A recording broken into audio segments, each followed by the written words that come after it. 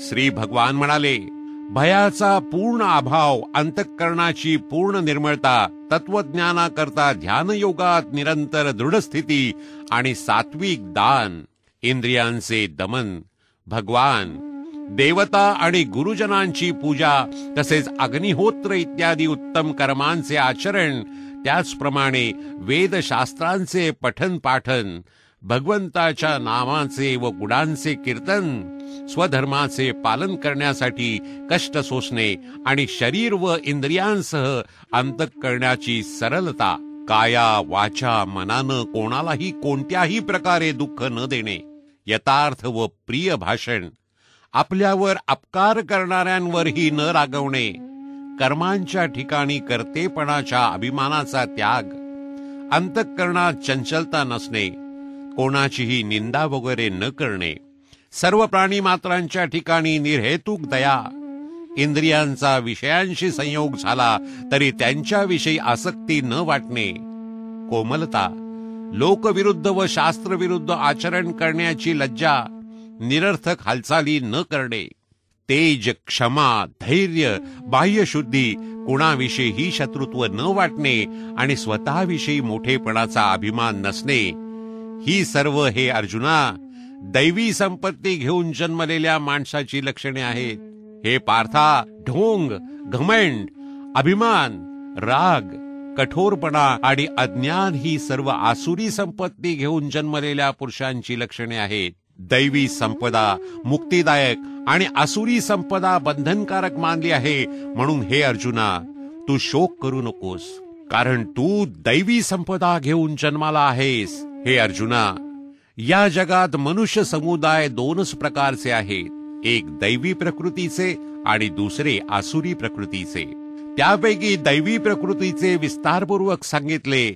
आता तू आसुरी प्रकृतीच्या मनुष्य समुदायाबद्दलही माझ्याकडून सविस्तर ऐक. आसुरी स्वभावाचे लोक प्रवृत्ती आणि निवृत्ती दोन्ही जाणत नाहीत.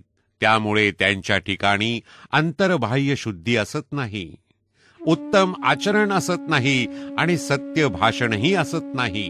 ते आसुरी स्वभावाचे मनुष्य असे सांगतात की हे जग आश्रयरहित, सर्वथा खोटे आणि ईश्वराशिवाय आपोआप केवळ स्त्री पुरुषांच्या संयोगातून उत्पन्न झाले आहे. म्हणूनच केवळ काम हेच त्याचे कारण आहे, त्याशिवाय दुसरे काय आहे. या खोट्या ज्ञानाचा अवलंब करून ज्यांचा स्वभाव भ्रष्ट झाला आहे आणि ज्यांची बुद्धी मंद आहे, असे सर्वांवर अपकार करणारे क्रूरकर्मी मनुष्य केवळ जगाच्या नाशाला समर्थ होतात.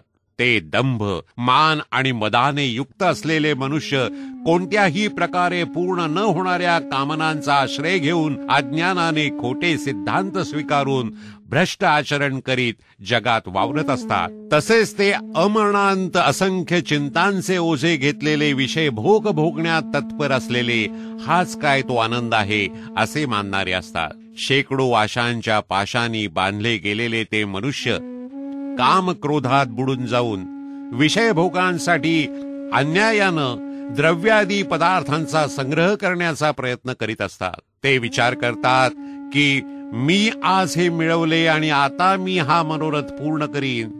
माझ्याजवळ हे इतके द्रव्य आहे आणि पुन्हा सुद्धा ते मला मिळेल. या शत्रूला मी मारले आणि त्या दुसऱ्या शत्रूंनाही मी मारीन. मी ईश्वर आहे, ऐश्वर्य भोगणारा आहे. मी सर्व सिद्धींनी युक्त आहे आणि बलवान तसा सुखी आहे. मी मोठा धनिक आणि मोठ्या कुळात जन्मलेला आहे. माझ्यासारखा दुसरा कोण आहे. मी यज्ञ करीन, दाने देईन, मजेत राहीन. अशा प्रकारे अज्ञानाने मोहित झालेले, अनेक प्रकारांनी भ्रांत चित्त झालेले, मोहाच्या जाळ्यात अडकलेले आणि विषयभोगात अत्यंत आसक्त असे आसुरी लोक महा अपवित्र नरकात पडतात. ते स्वतःला श्रेष्ठ मानणारे घमेंडखोर लोक धन आणि मान यांच्या मदाने उत्पन्न होऊन केवळ नावाच्या यज्ञानी पाखंडीपणाने शास्त्रविधीहीन यज्ञ करतात.